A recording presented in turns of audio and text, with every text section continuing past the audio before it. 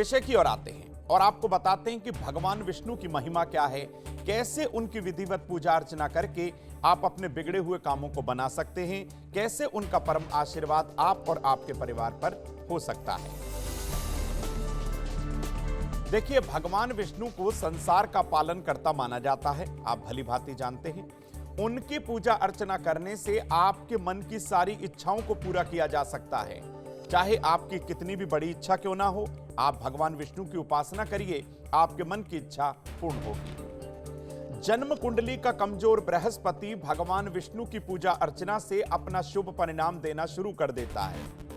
अक्सर आपने देखा होगा कि कन्याओं के विवाह में कहीं ना कहीं बृहस्पति पीड़ित हो जाता है, विवाह नहीं हो पाता, कुंडली का बृहस्पति अशुभ प्रभाव देने लगता है। गुरु की राहु की युति हो जाए, गुरु केतु की युति हो जाए या गुरु अस्त हो जाए तो भी अक्सर ऐसा हो जाता है। तो भाई, भगवान विष्णु की पूजा अर्चना आपको करनी है। कन्याओं के विवाह की तमाम बाधाओं को देवगुरु बृहस्पति खत्म कर देते हैं।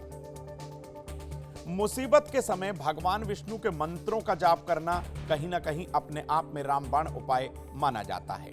अगर आप किसी परेशानी में हैं, संकट में हैं, विपदा में हैं, तो भगवान विष्णु के नामों का आप अनुसरण करिए, उनके मंत्रों का जाप करिए। इसलिए उनके मंत्र कहीं ना कहीं रामबाण माने जाते हैं। इसलिए भगवान विष्णु की पूजा अर्चना कभी भी की जा सकती है, लेकिन विशेष कार्यों के लिए अगर आप चाहते हैं आपको सफलता मिले, बहुत समय से आपका कार्य पूर्ण नहीं हो पाया, तो विशेष काम की पूर्ति के लिए शुक्ल पक्ष का बृहस्पतिवार काफी शुभ माना जाता है। और किन निम्न मंत्रों का आपको जाप करना है उन्हें आप नोट कर लीजिए और उनका आपको लगातार जाप करते रहना है जब तक आपका कार्य सिद्ध ना हो जाए।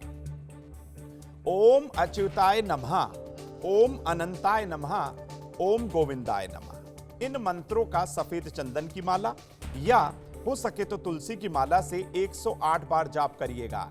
यानी कि हर मंत्र का आपको 108 बार जाप जरूर करना है। ऐसा करने से आप देखेंगे आपके अंदर एक सकारात्मक ऊर्जा का प्रभाव हो गया। इन तीनों मंत्रों का एकाग्रचित होकर जाप करने से हर रोग से आप बच सकते हैं। अकाल मृत्यु का भय आपको नहीं सताएगा और कहीं ना कहीं आप जो शारीरिक व्याधियों का सामना कर रहे थे, रोगों का सामना कर रहे थे, वह तो खत्म होगा ही। आपका नाम, आपका जो मान सम्मान है वह समाज में बढ़ने लगेगा और इसी के साथ ही मानसिक कष्टों से आपको मुक्ति भी मिल जाएगी।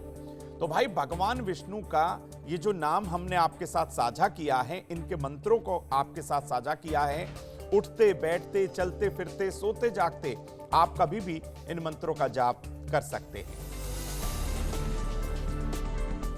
आइए मित्रों, अब आपको बताते हैं कि भगवान विष्णु के विष्णु सहस्त्र नाम का पाठ कैसे आपके घर में धन धान्य की वृद्धि करेगा, कैसे आपके दुर्भाग्य का नाश करेगा और आपके सुख सौभाग्य को बढ़ाएगा।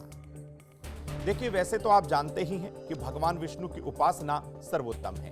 किसी भी ग्रह की महादशा हो, वास्तु पूजन हो, कोई अनुष्ठान हो, भगवान विष्णु की पूजा उपासना के बिना सभी कार्य सफल नहीं हो सकते।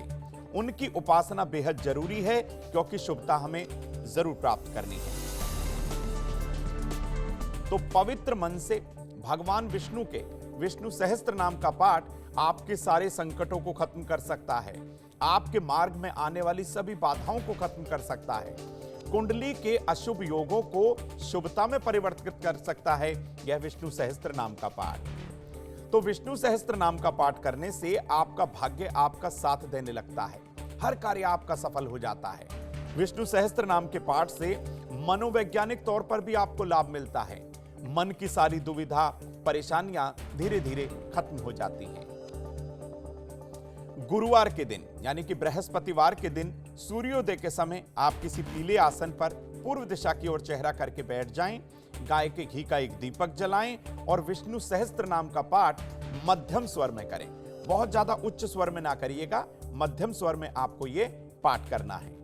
पाठ के बाद भगवान विष्णु को केले और पीले बेसन के लड्डू और जो है थोड़ा सा मोदक आप अर्पित कर सकते हैं, पीली मिठाई अर्पित कर सकते हैं।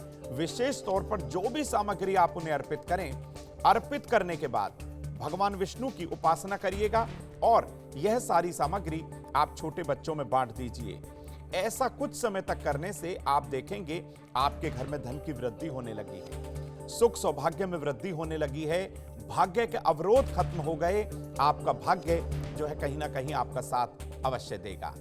तो भाई विष्णु सहस्त्र नाम का पाठ बहुत महत्वपूर्ण है।